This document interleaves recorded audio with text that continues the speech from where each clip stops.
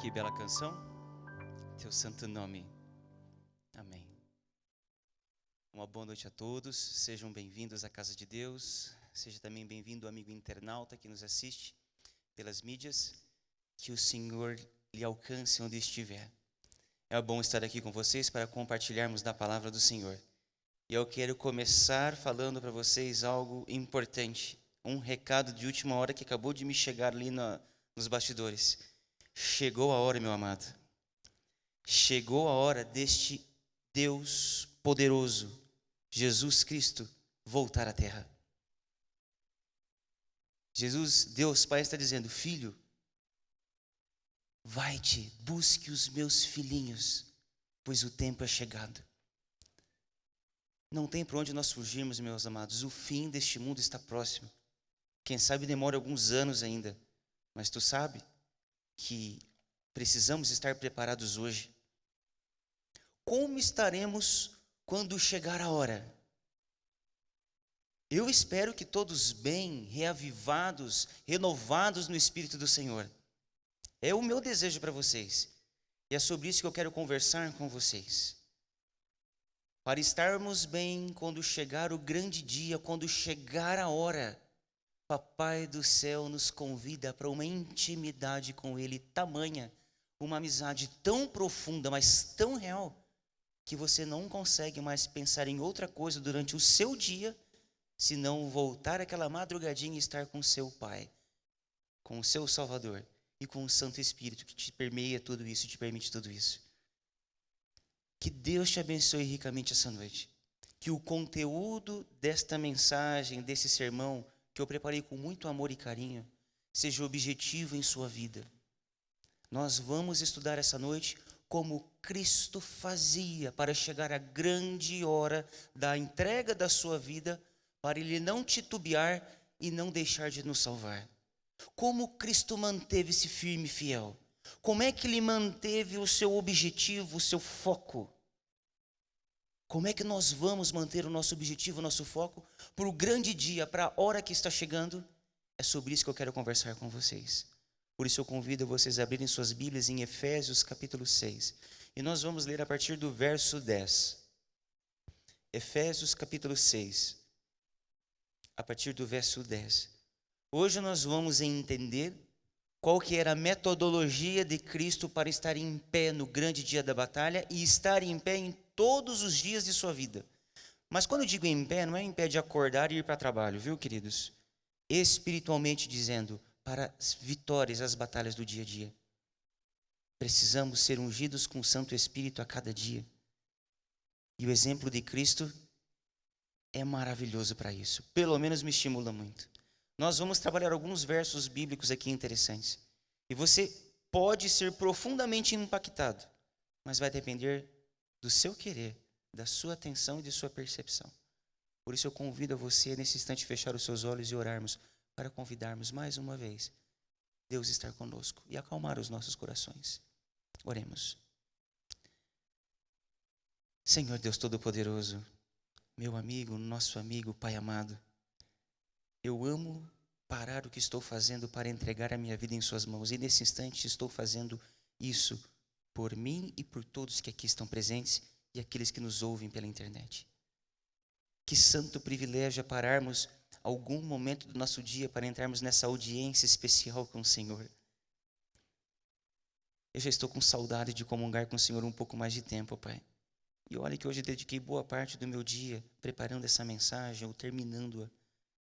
Mas como é bom nos momentos mais íntimos nossos, a sós, estar conversando contigo. E eu quero, Pai, de todo o meu coração, passar essa percepção aos seus filhos. O meu desejo, Pai, o meu pedido é que todos possam experimentar, a partir de hoje, algo mais profundo, mais íntimo, algo mais relacional que nos motive para a missão, que nos motive para o grande dia que está chegando. Não podemos ficar incólumes a essa profecia. Bendito seja o seu nome. Traga paz ao nosso coração agora, Deus. Prepare os nossos espíritos. Acalme os nossos anseios. Nos tire a atenção das coisas triviais. Nos desligue do celular. Nos faça despreocupar com aquilo que vamos comer, com aquilo que vamos assistir agora, posteriormente, ou que vamos fazer depois do culto. Nos ajude a estar esses 25 minutos completamente focados, Senhor, aqui, com o Senhor, em nome de Jesus. Amém. Pois bem, Efésios capítulo 6, verso 10. O título dessa perícope é assim: a armadura de Deus. A armadura de Deus. Toda criança pequena vê o pai como um homem forte, não é? Quando viste esse terno para sair, ele já fala assim, ó, tchau papai. Ele sabe que eu vou para o trabalho. E eu brinco com ele sempre: filho, vamos comer bastante para ficar igual o Sansão. E eu faço assim com o braço, e ele bate assim, ele abre aquele bocão, a Karine coloca a comida dentro da boca dele, ele come, tipo, querendo o ar de aprovação. Eu falei, é isso aí, filho. Muito bem, forte igual o Sansão. Igual o papai você está comendo.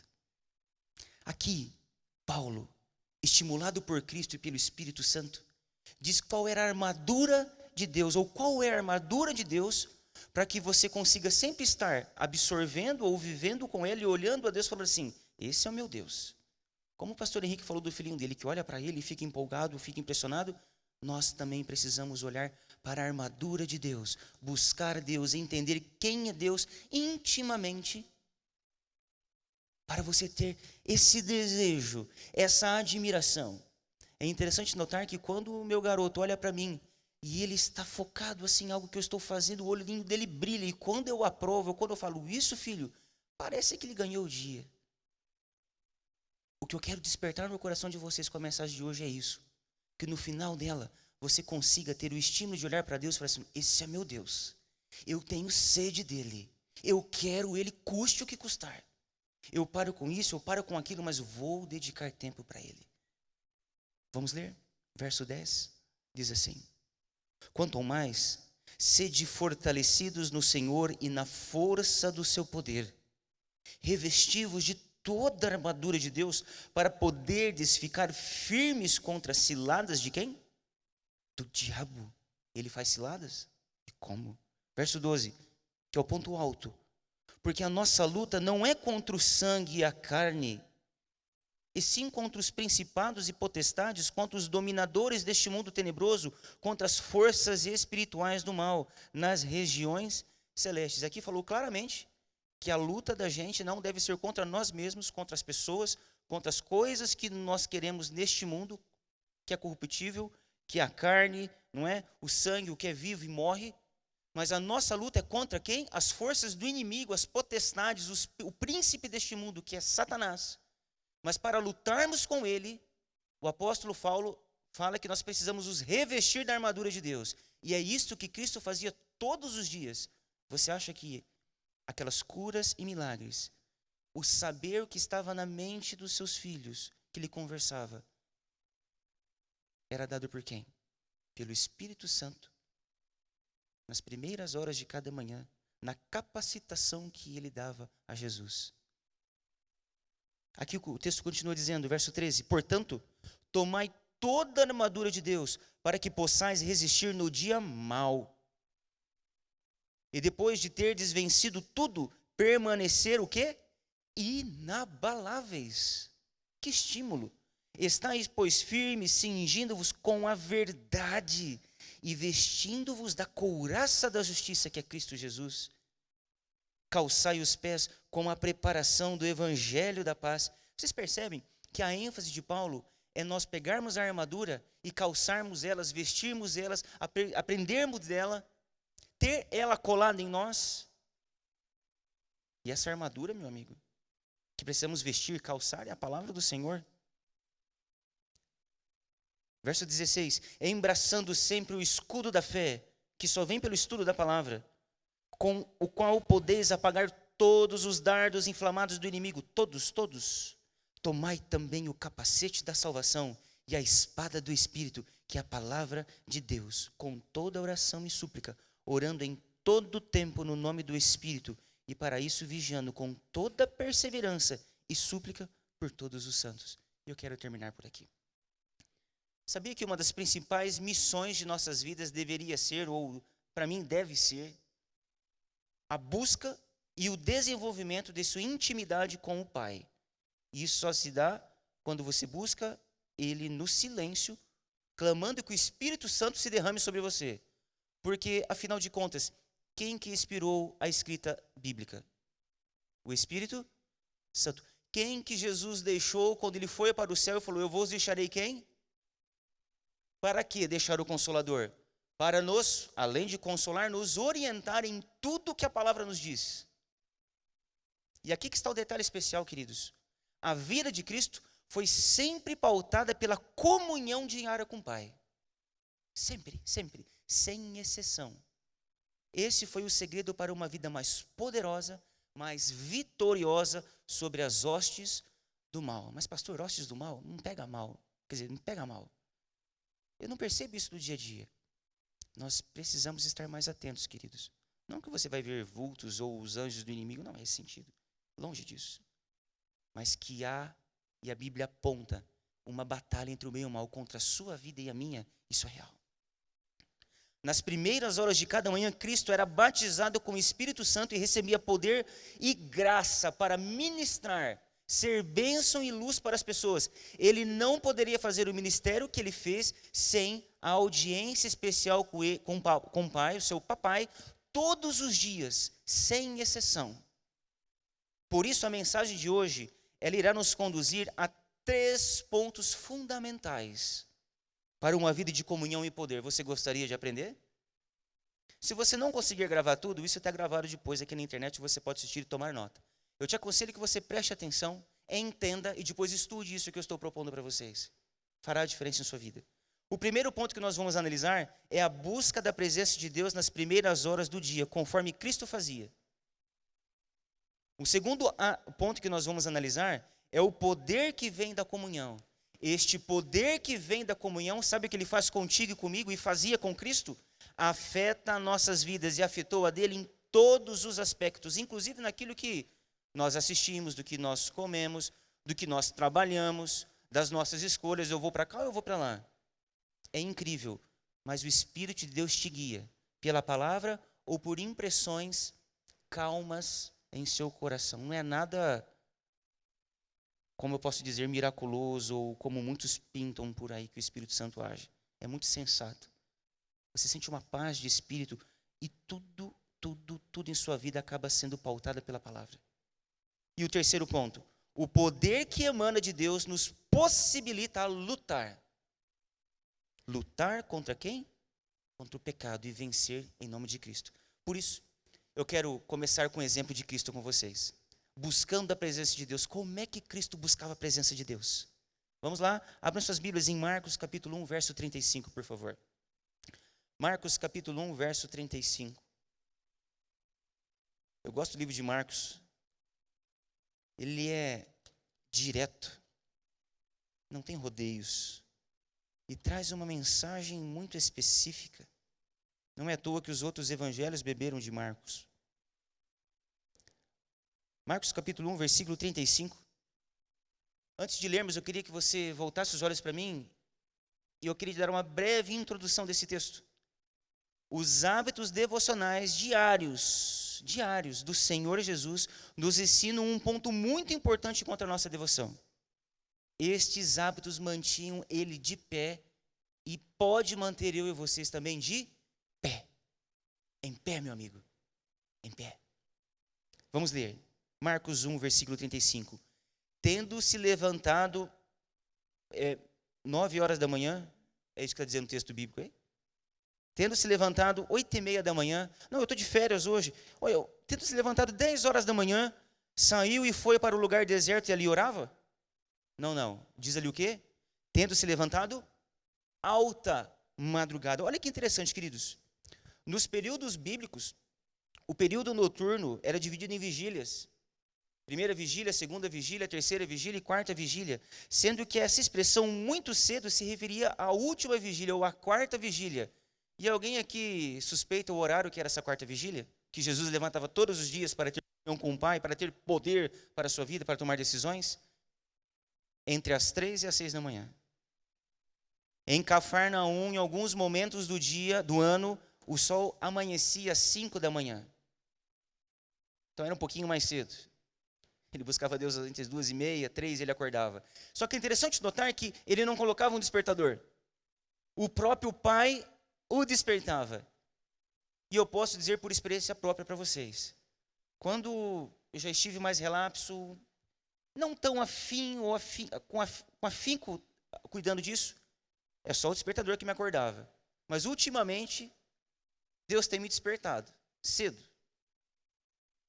E é interessante notar que às vezes eu acordo no estalo, de repente é o João Pedro que chora, eu tenho que ir lá acudir, mas eu acordo. O importante é que eu acordo. Jesus está ansioso por falar conosco, o Espírito Santo está ansioso por falar conosco nas primeiras horas do dia. Por quê? Porque sua mente está vazia, não está entupida de estímulos. É aí que profundamente você consegue rasgar verdadeiramente seu coração a Deus. Não que você não possa fazer outro momento do dia, só que você perde muito. E é isso que Jesus metodicamente, persistentemente fazia. Jesus tinha, isso me impressiona, ele tinha um tempo escolhido para a comunhão. Você escolhe o seu tempo normalmente? O que você faz no seu dia a dia? Eu creio que sim.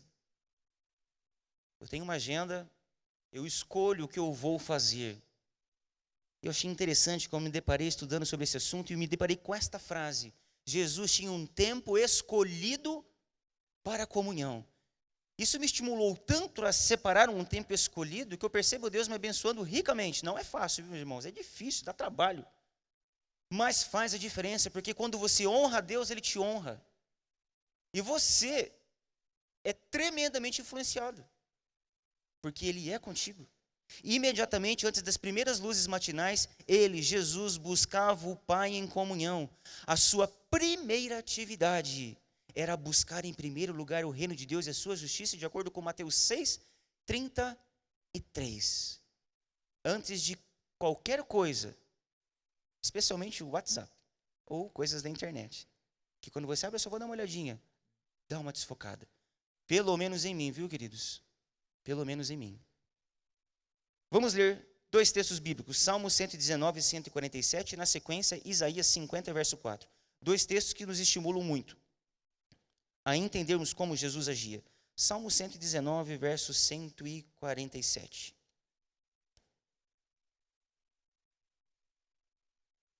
Salmo 119, 147. Salmo 119 é o maior salmo da Bíblia, correto? Queria desafiar vocês a fazer o que o menino fez lá no Salte, quando estudava, teologando. O pastor Pablo Rothman desafiou os alunos da sala a recitarem o Salmo 119 inteiro. E esse jovem conseguiu, sem colar. Impressionante, não? Mas se você decorar apenas o Salmo 147 e não esquecer para o resto da sua vida e aplicar todos os dias, eu fico muito feliz e Deus também. Vamos ler o Salmo 147, 119 e 147? Diz assim: antecipo-me ao alvorecer do dia calmo, na tua palavra espero o quê? Confiante. Antecipo-me ao alvorecer. Quem escreveu isso foi Davi. E Davi, a figura de Davi é misturada também com a figura de Cristo. Esse texto aqui representa muito do nosso Salvador, porque ele se antecipava a cada alvorecer para buscar a Deus. E o verso 148 diz assim: os meus olhos antecipam-se às vigílias noturnas, para que eu medite nas tuas palavras. Ele bebia do Senhor, ele tinha sede do Senhor. Isaías 50, versículo 4. Isaías 50, versículo 4. A hora está chegando, meus amados. A hora de Cristo voltar, de retornar, está às portas. E aqui o Papai do Céu está nos mostrando como podemos estar em pé nesse grande dia, pela nossa sintonia com Deus. Essa sintonia te estimula a trabalhar para Ele. E aí, quando você mistura comunhão, relacionamento com Deus profundo, com os amigos e missão, meu amigo, a sua vida espiritual decola. É uma benção. É um poder maravilhoso. Você quer falar para as pessoas, você quer servir as pessoas. É um poder fora do comum. Isaías 50, versículo 4. Leia aí comigo. O Senhor Deus me deu língua de eruditos, para que eu saiba dizer boa palavra ao cansado. Ele me desperta todas as manhãs. Desperta-me o ouvido, para que eu ouça como os eruditos, todas as horas, nos primeiros momentos da manhã, Jesus ia à presença do Pai e se abastecia do Santo Espírito, lendo a palavra e orando. Que estímulo maravilhoso, meus amigos. Estes textos bíblicos têm feito a diferença na minha vida. Eu os leio volta e meia, eu não os deixo de ler. Às vezes passam 1 ou 2 semanas, eu vou lá, eu os leio novamente, porque me é uma combustão tão grande para ver que se Cristo podia, Ele disse que nós poderíamos todas as coisas, em nome dEle. Eu creio nisso. No livro Parábolas de Jesus, na página 139, tem uma citação da senhora White que diz assim: depois de passar horas com Deus, apresentava-se manhã após manhã para comunicar a luz aos homens. Cotidianamente recebia novo batismo do Espírito Santo. Me chamou a atenção 3 palavrinhas aqui da primeira frase. Depois de passar horas com Deus. Amigos, como diz o ditado popular, na boa, horas com Deus parece uma coisa loucura, não é? Na nossa realidade, na nossa rotina, é um absurdo se você for parar para pensar e olhar superficialmente. Eu tenho tanta coisa para fazer, tenho família, tenho trabalho, tenho esporte físico, tenho cuidar do meu físico, preciso de viajar. Como eu vou passar horas com Deus? Tudo na vida é questão de escolha. Tudo na vida é questão de escolha. É possível. Jesus podia. Não só Jesus fez, como Enoque fez. Personagens bíblicos fizeram. E eu conheço muitos que fazem. Todos os dias. Quem sabe falha um dia ou outro, mas fazem. E faz diferença. Parece que quando você dedica mais tempo para Deus, parece que vai te faltar tempo para outra coisa, mas é incrível. Parece que Deus vai encaixando tudo. Amigos, eu te estimulo a todos. Separem mais tempo com Deus. Depois de passar horas com Deus, Cristo saía para os seus afazeres. Tudo bem, entendemos, de acordo com a palavra do Senhor, que Cristo se antecipava à madrugadinha ao sol alvorecer e tinha essa intimidade com Deus, através do estudo da palavra, oração, entrega do seu coração, derramamento do Espírito Santo, clamor do Espírito Santo, poder na vida dele. Porque o poder vem da comunhão. E esse é o segundo ponto. A vida moderna nos impõe, queridos, uma tirania, uma correria, como se fosse máquinas sem sentimentos. Como se fôssemos máquinas sem necessidades físicas, sem necessidades emocionais, sem necessidades, inclusive, espirituais. A demanda é essa. Todos correm desenfreadamente. E, no fim, começam a perceber que o mais necessitam era de paz, tranquilidade, descanso, alegria, otimismo, visão altruísta, mas acabam não tendo isso. E perdem o sono, porque não conseguem ter paz.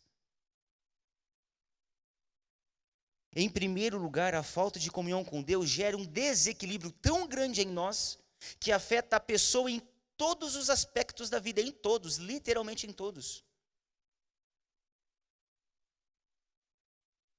Daí vem as desilusões. Muitos perguntam, vale a pena essa luta? Única e exclusivamente pelo material? Por que eu estou me matando tanto aqui?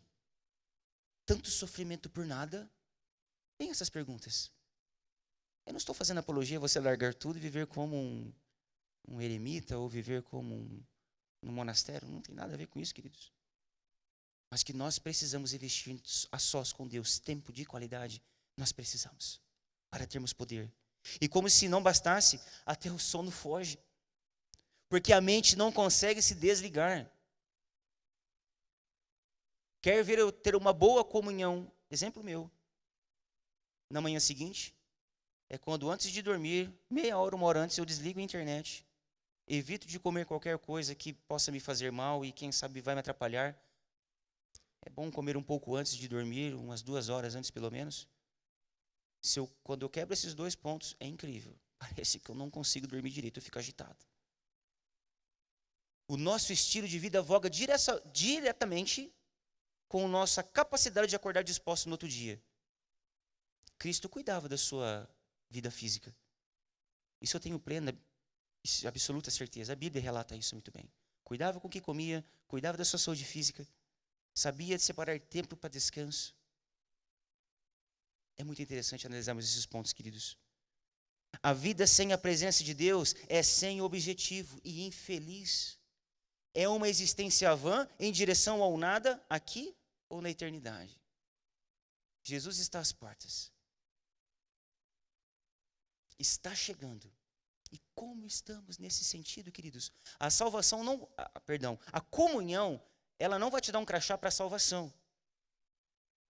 Poxa, todas as madrugadas eu me encontro com Deus, clamo Ele, estou salvo. Se você usa isso como amuleto, não é o caminho. Você vai perceber se você está nos caminhos do Senhor de modo muito sensato e muito prudente.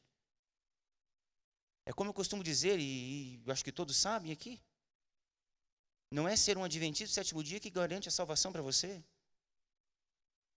Não é você não faltar aos sábados na igreja que te garante a salvação. Eu creio que Judas tinha comunhão diária com Deus. E direta com Deus. E o que aconteceu com ele? E o jovem rico? Um exemplo na igreja, não? Aqui ele deveria acordar às madrugadas. Ele poderia até acordar, mas o que aconteceu com o jovem rico? Então, queridos, precisamos analisar isso. Nós não temos alternativa para uma vida cristã repleta de poder, com uma visão da eternidade, a não ser que busquemos o Senhor, como se fosse o último dia de nossas vidas. Abramos nossas Bíblias em Isaías capítulo 55, verso 6. Isaías 55, versículo 6. Depois nós vamos abrir em João capítulo 17, versículo 3. Isaías 55, versículo 6. Esse texto, ele tem um tom de urgência. Você já foi chamado para algo urgente? Esses dias atrás, eu escutei de um amigo contando que ele colocou o despertador, ele colocou errado, que tinha mudado o horário de verão, uma coisa assim, e quando ele viu, faltava 40 minutos para ele pegar o avião do aeroporto. E ele morava aqui, no Bigorrilho. E até o aeroporto, meu amigo, quem conhece Curitiba sabe. Ele chegou no horário e pegou o voo. Urgência. Ele me contando o que ele fez, eu fiquei assim, rapaz, que urgência. A urgência nos motiva, nos compele a uma ação contundente e real. E o texto bíblico aborda isso. Olha, esse texto tem esse apelo de urgência. Leia comigo. Isaías 55, versículo 6. Buscai ao Senhor enquanto se pode achar. E invocai-o enquanto está perto. Porque logo, logo, queridos, ele poderá estar longe por sua escolha. E quando fechar-se a porta da graça, é aí que não tem mais possibilidade. Vamos ler João 17, versículo 3. João 17, versículo 3. Novo Testamento, Evangelho de João. Meu evangelho preferido. João escreve de maneira muito amorosa. Para mim, é o melhor escritor bíblico que fala do amor de Cristo. Não que os outros não falam mal, mas a gente tem uma identidade com uns ou com outros. Escritores bíblicos. João 17, versículo 3 diz assim: e a vida eterna é esta, que te conheço a ti, o único Deus verdadeiro, e a Jesus Cristo, a quem enviastes. Esta é a vida eterna, conhecer a Deus, mas não é por teoria. Você pode fazer teologia, ser um excelente teólogo, conhecer a Bíblia de cabo a rabo. Repito, o jovem rico era assim, mas ele não foi salvo. O conhecer a Deus é intimidade com Deus, é a ligação íntima, é o chorar, é o sorrir, é falar de algo que você achou graça. Eu estava vindo para cá, para a igreja agora, e estava um tormento, uma chuva muito forte. E eu vindo aqui do lado dessa loja na esquina aqui, para entrar na Carlos de Carvalho, eu vi duas senhoras que estavam vindo para a igreja. Fiquei com dó delas. E ali, elas tentaram sair, de repente veio um vento forte, jogou água nelas, elas fugiram para dentro da marquise, ali assim, protegendo com um guarda-chuva. E eu ali falei, Senhor, olha o que está acontecendo com elas. Foi até um pouco engraçado, porque elas voltaram rápido. Mas falei, meu Deus, olha só. Deve ter molhado toda a saia, o pé. E fui conversando isso com Deus. Quando eu percebi, eu estava conversando com Ele. Eu falei, meu Deus, as ajude a estar focadas naquilo que elas vieram fazer aqui, para que elas não fiquem tristes. É essa amizade. Não acontece algo interessante no seu dia, você não conta para um amigo? para sua esposa. É assim que é com Deus também. Só que isso você consegue nas audiências, na madrugada com Ele, nas primeiras horas da manhã. E queridos, eu quero ler um texto para você guardar em seu coração, e aqui eu quero me encaminhar para o fim. João 15, versículo 5. João 15, versículo 5. Volte algumas páginas. João 15, versículo 5. Jesus disse: eu sou a videira, e vós os ramos. Quem permanece em mim e eu nele, esse dá muito fruto, porque sem mim nada podeis fazer. Eu não quis ler o outro texto, mas eu quero citar para vocês que aquele ramo que está em Cristo, mas não produz fruto, o que vai acontecer? Ele o poda. Na verdade, ele o corta, não é? Pois bem, queridos, o único poder que pode te dar capacidade para vencer nessa vida é o poder da intimidade com Deus, nas primeiras horas do dia. Quando você estiver em luta e lhe vier a ansiedade, Cristo diz ali em 1 Pedro 5,7, lance sobre mim a sua ansiedade, pois eu vou cuidar de você. E quando você vai pelas manhãs buscando a Deus nesse sentido, a sua dor, a sua angústia, a sua ansiedade começam a diminuir. Quando lhe faltar fé, Deus ordena, ali em Mateus 24,13, resista, firme até o fim, eu vou ajudá-lo. Quando você lê um texto bíblico desse pela manhã, aplica para você, e quando acontece algo na sua vida, ou naquele dia ou em outro, que você se lembra da promessa, a sua fé se fortalece, porque você sabe que tem alguém que cuida de você. O guarda de Israel, de acordo com Salmo 121, diz que ele não dorme, não dormita. Ele não dorme. Quando se sentir desprotegido, escute a voz dele a te dizer, o meu anjo vai protegê-lo, de acordo com o Salmo 34, verso 7. Quando sentir a sombra da morte que se aproxima a bater e o medo insuportável, ele lhe diz em Salmo 23, versículo 4, mesmo que esteja a sombra da morte, não tenho medo, estou com você.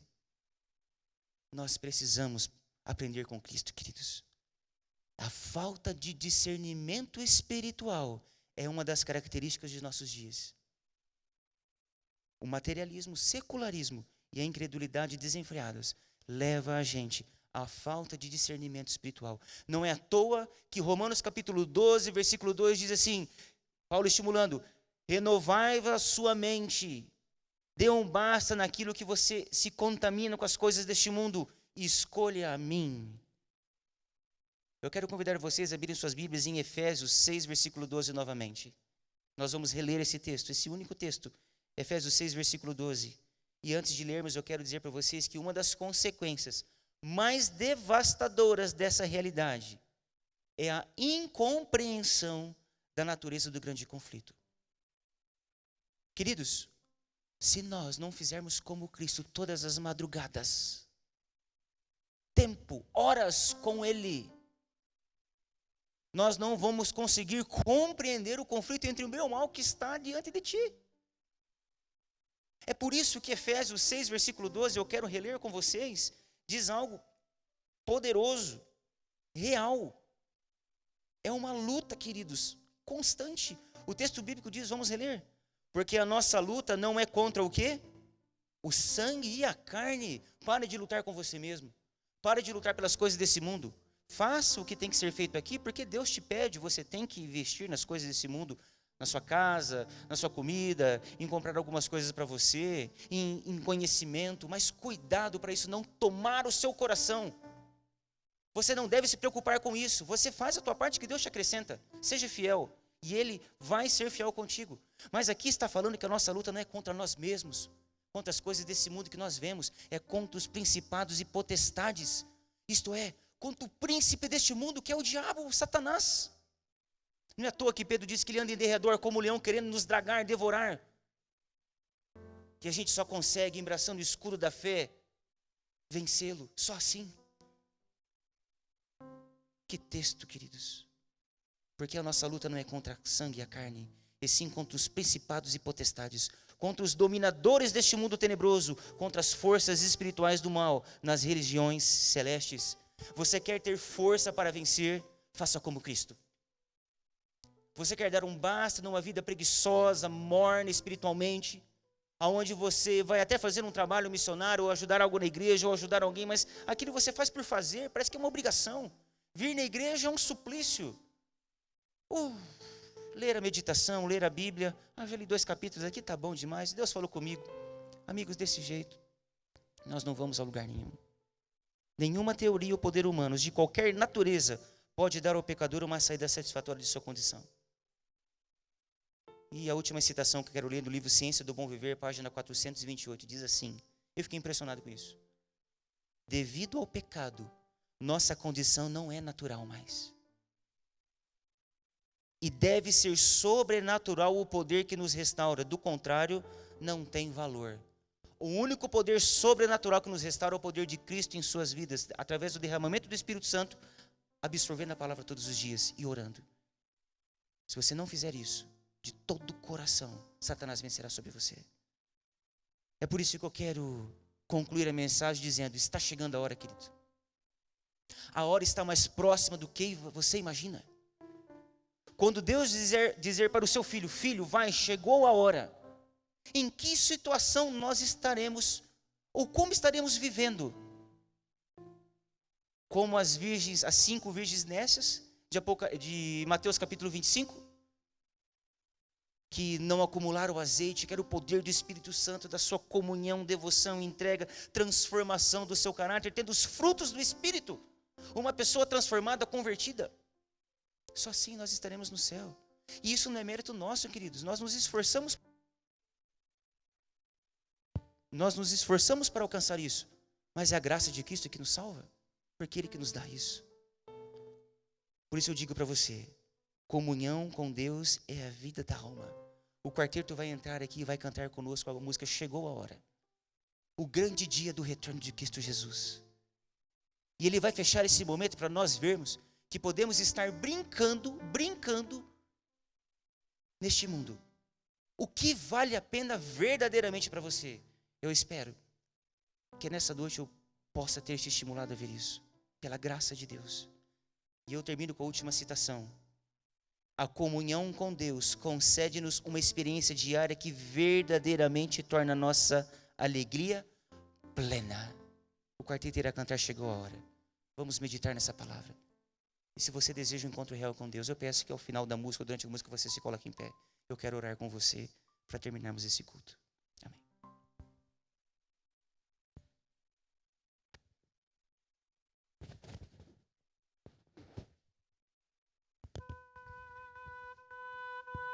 Bastar, está provado, o mal não presta. Chega de esperar, a saudade dói demais. Já preparei a casa,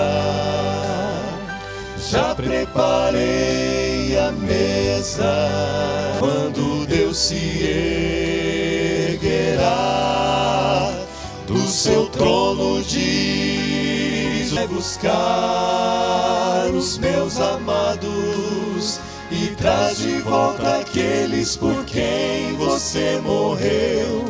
Filho, vai agora bastar, está provado, o mal não presta. Chega de esperar, a saudade dói demais.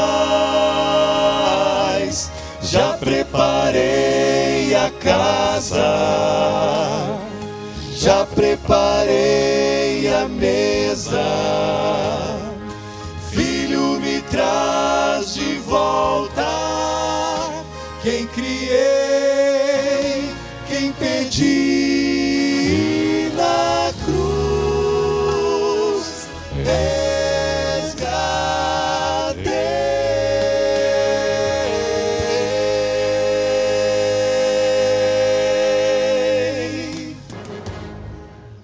Nós vamos orar. E eu quero deixar esse texto bíblico com vocês. Romanos 12, que eu citei aqui para vocês durante o culto. E não vos conformeis com este século, mas transformai-vos pela renovação da vossa mente, para que experimenteis qual seja a boa e agradável e perfeita vontade de Deus. Eu quero estar nesse grande dia. Chegou a hora de nós mudarmos de atitude em nossas vidas espirituais. Eu desejo você poder, que o Espírito Santo se derrame sobre você, é a minha oração. Mas faça a sua parte.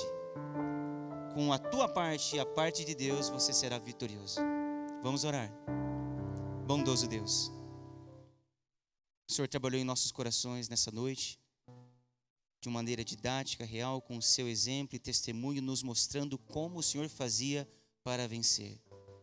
A chuva cai, nós ouvimos ela caindo sobre o teto desta igreja. E eu creio que mesmo assim, o Senhor se esforçava muito para estar aos pés do Pai com a chuva. A Bíblia relata, o Espírito de Profecia diz que muitas vezes o Senhor amanhecia umedecido pelo orvalho, porque estava curvado com os seus joelhos diante do Pai. E eu quero nesse instante pedir força para nós estarmos assim todos os dias, até a consumação dos séculos. Nos dê força, poder, nos ajude a passar mais tempo com o Senhor, tempo escolhido como o Senhor fazia. Bendito seja o seu nome. Unge-nos com a sua presença. Nos dê a força necessária, ó Pai, e a atitude correta para escolhermos separar a nossa vida para o Senhor todos os dias, sem exceção.